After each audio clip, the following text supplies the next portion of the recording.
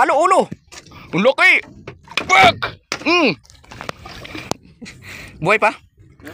Agoy. Oh, grabe. Malaki pala.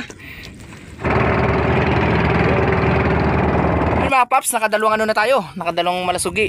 So yung isa nasa 27 to 28 kilos, tapos yung isa naman nasa almost 12 kilos lang. So naglalaro sa 40 kilos lahat. Dalawang piraso lang yun, dalawang piraso. So ayan, yung ano namin nilatag kanina, ito dalawang ganito na may hilahilang parang buhok na tinatawag nilang parakeet. Yan. Tapos ngayon sumabit doon sa nguso nung malasugi. Ang malasugi kasi mga paps, meron siyang nguso. So mahaba yon. Nung sumabit doon yung pain namin, yun nahuli namin. Nasa ano lang din naman, nasa 15 minutes lang yung ano labanan sa paghihila. Tapos nung nahila na namin dito sa bangka, yun pinalo na sa batok, patay. Ayun, naikarga na namin, pinahinga muna namin sila kasi napagod ata sa paglangoy. Ang laki. Patay. Patay. Isa pa. Laki. Patay ka ngayon. Oh, galing. Pakinampas. 1 point.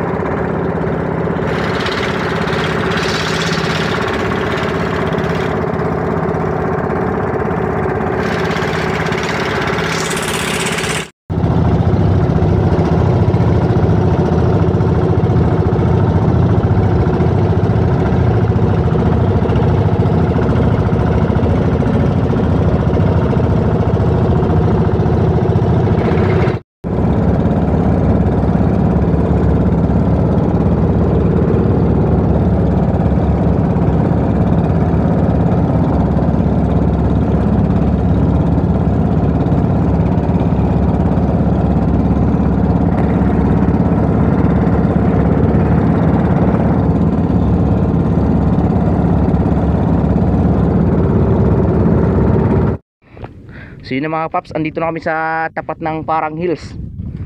Yun, Parang Hills doon sa dulo. Ngayon, mayroon ng ano, mayroon nahuli na kami. Patuhuli. Nakasakay na. Kaso hinihila pa lang. Grabe, napaganda ng bundok dito mga paps. Ito yung nakaharang ng ano, nakaharang sa Dilasag. Grabe, ang ganda oh. Tataas ang mga bundok dito. Yung binitawan naming sima, dalawa, sabay din, sabay yung ano, kagat ng isda. Wala itong taga. Wala itong talim. Alin kaya? Ito. Wala itong ano. Paano siya nahuli? Ay magic. Kinagat. Kita ko doon, lalaki oh. Dalawa tumalon. Dito sa gilid lang ng ano, kabundukan ano. Halos nasa 3 kilometers lahat ang layo nito doon sa may Pangpang. Yung Pangpang dito. Grabe, puro bato 'yan. Tapos dito sa side na to, yan, dalawa yung nasortehan naming isda. Pero hindi pa siguradong huli kasi hilahin pa lang namin. Nasa 1 oras mahigit yan, kuya, no? Mga ganyang labanan. Sobrang laki ng alon dito. Ayan. So mamaya update ko kayo pagka malapit na yung isda. At pinapalo-palo na kami ng alon. Okay. Grabe, easy lang kay kuya. Sigurado na yan. Sigurado na, nakasakay na eh. Tingnan ko mas malaki to. Yung isa lumalaban eh oh.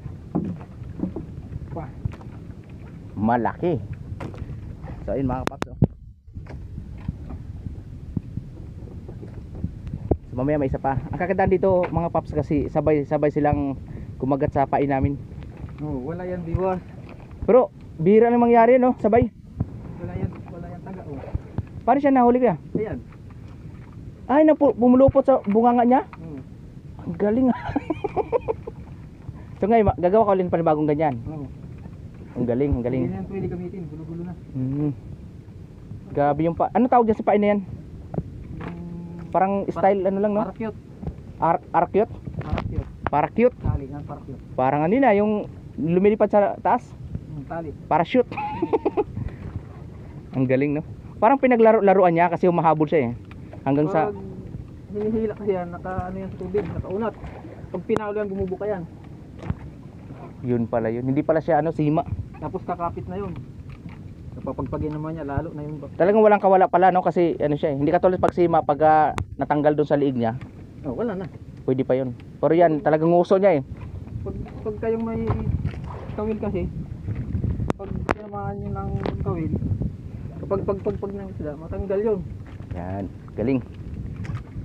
Pero depende lang din kung maganda ang tama niya, tuloy din siya. So dalawang palo na batok, patay. Portayin ko mas malaki to. May nakita pa ako doon kaya mas malaki dyan, tumalon. Doon. Kaya ano natin yan. Galing, no? May bakura dito kasi. So ganun lang mga paps ang paghuli ng isda dito. So yung ginawa namin kanina, hinagis namin yung ano, yung ano tawag doon, yung parakyut. Doon sa side na yon, yung mga barrier bato doon. Siguro nasa 3 o 4 na kilometro na yung tinakbo namin. Wala pa ko yan, no? O mga 2 kilometro mahigit, 2.5 mga ganun. Papunta kami dito. Yun, may kumagat na. Grabe yung alon dito pala, oh. Hindi yan alon. Hindi pa yan alon? Grabe nga. Grabe. Grabe yung alon dito, oh. Ayan, oh. Parang malaki yan. Ayan yung tumalon ko yan kanina. Grabe yung alon mga paps, oh. Parang itataob yung bangka. Ayan, oh.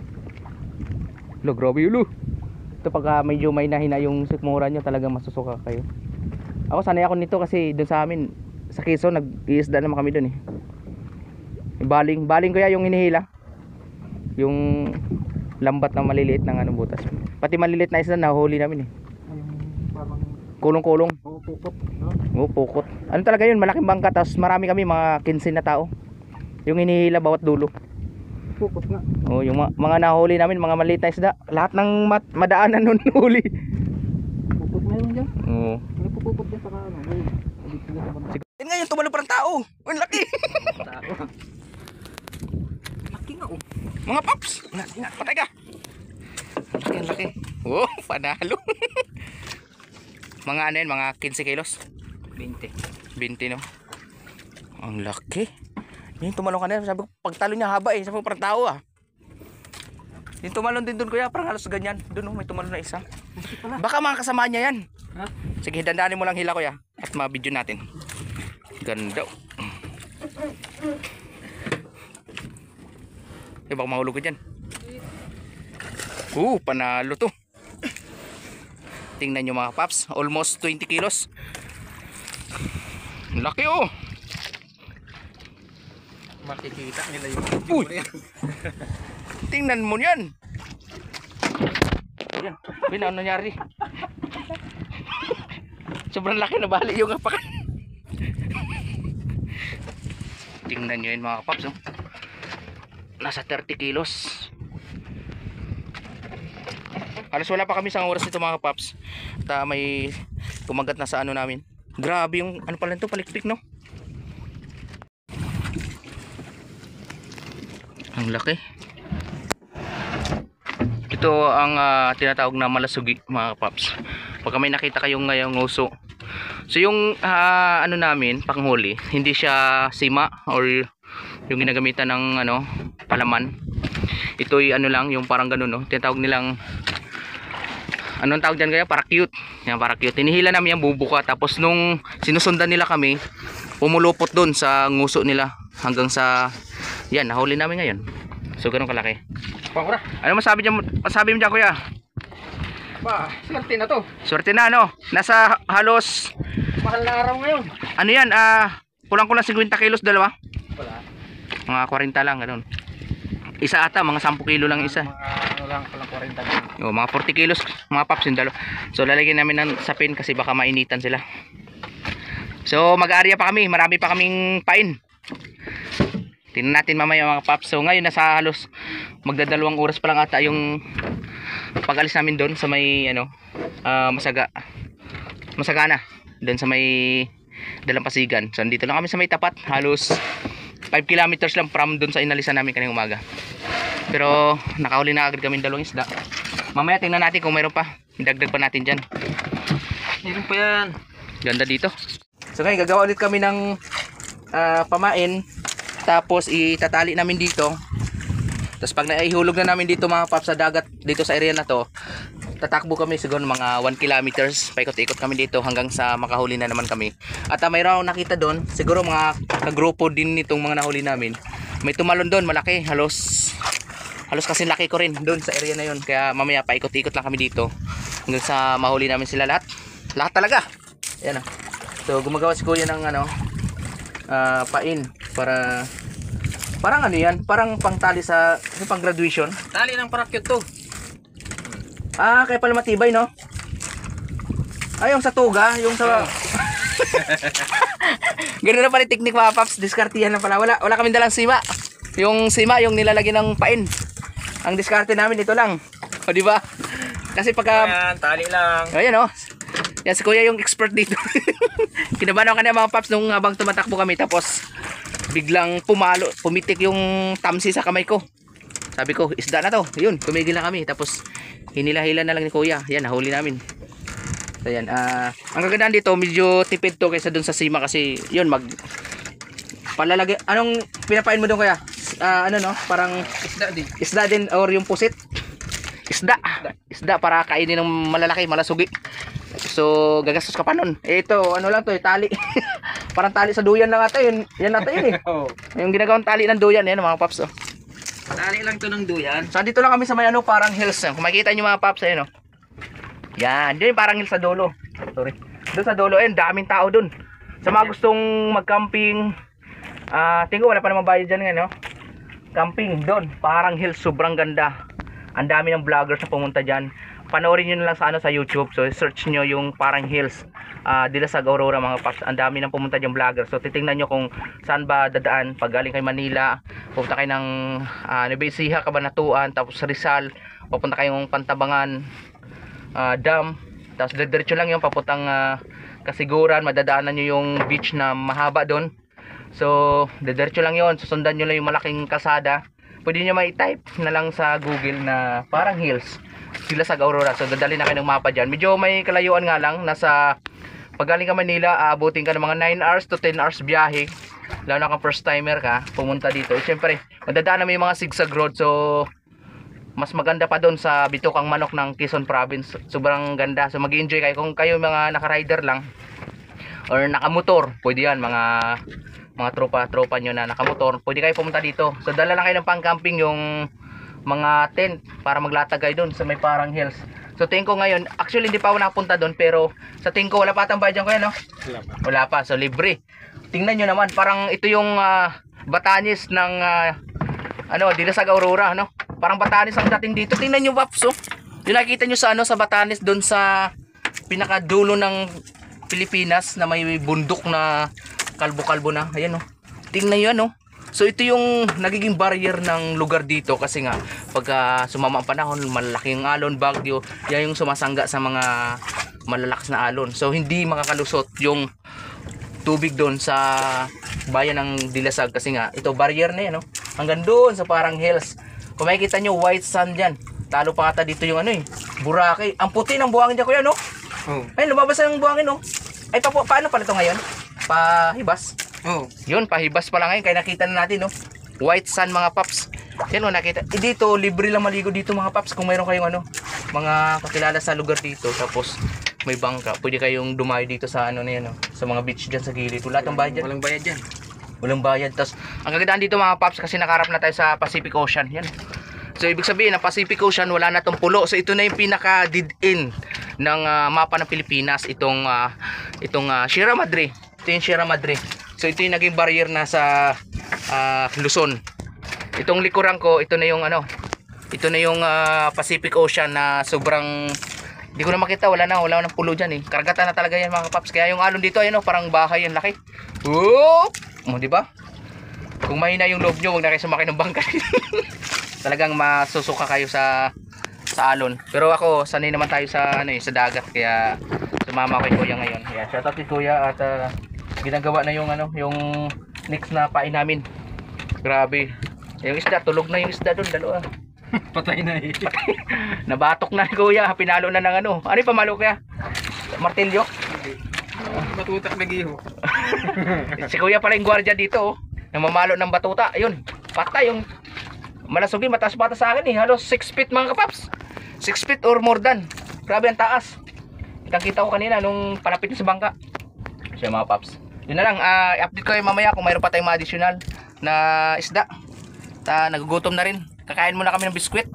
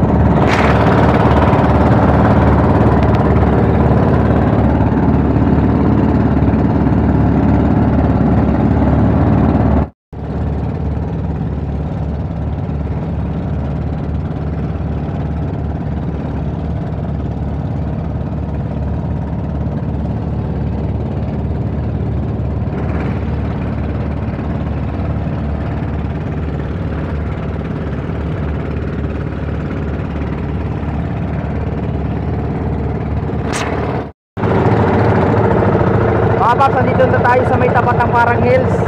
Yan, kung nakikita natin, sobrang daming tao. Ayan o, sa may dalampasigan, sa may mga crack formation niya, may mga bahay din pala dyan o, sa gilid. Yan o. Yun, si Kuya, ayun sila, tatlong kotse, dalawang puti na Chevrolet, saka isang kulay black na Hyundai. Maraming tao dyan sa may sa may mga bato.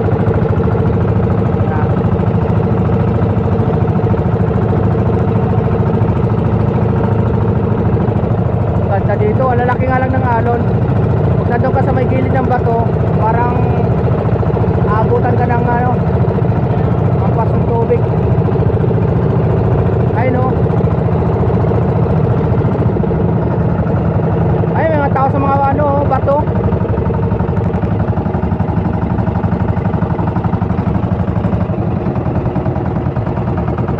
Nakikita natin yung mga tao nasa gilid ng mga bato. Yun, grabe yung hampas oh. Grabe, ang ganda ng ito, malaking alon. Hampas yan. Yung hampas ng alon mga paps sa dalampasigan, kita nyo naman oh. Wow! Kumusta kayo dyan? Kumusta kayo? May daanan pala dyan pababa. Pagaling ka doon sa may sa may taas, may babaan dyan Galing. Sa mga hindi pa nakakarating dito sa Parang Hills, pwede kayo pumunta dito mga paps. From Manila, mga 8 to 9 hours lang ang biyahe pag nakamotor ka. Pero kung nakakotse ka, abuti ka ng siguro mga 10 oras. Malapit lang naman to. Yung ganda, oh! Hindi pala sila Kuya, kala ko iba yung kotse. Ganda dun oh. Malaki na dun mga rock formation.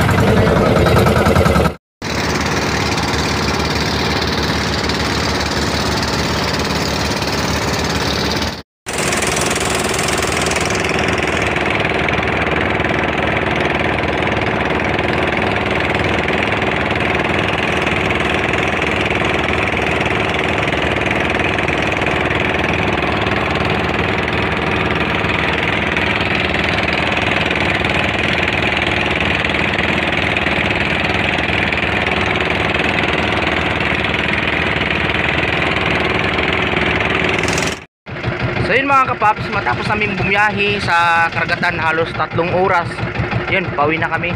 So maglit lang kami ni kuya, yun, nakakuha rin naman kami na 2 isda, almost 40 kilos na rin yan. Malasugi, ang haba, nasa 6 feet yung taas niya. So andito na kami sa ano, sa daungan, sa pier ba? Idunggo na namin sa gilid ba, idunggo na. Yan, malapit na kami, ayun oh. Andun na yung bahay namin oh. Oy, ba't nandiyan kayo? Ay, maligo ako yan, maligo.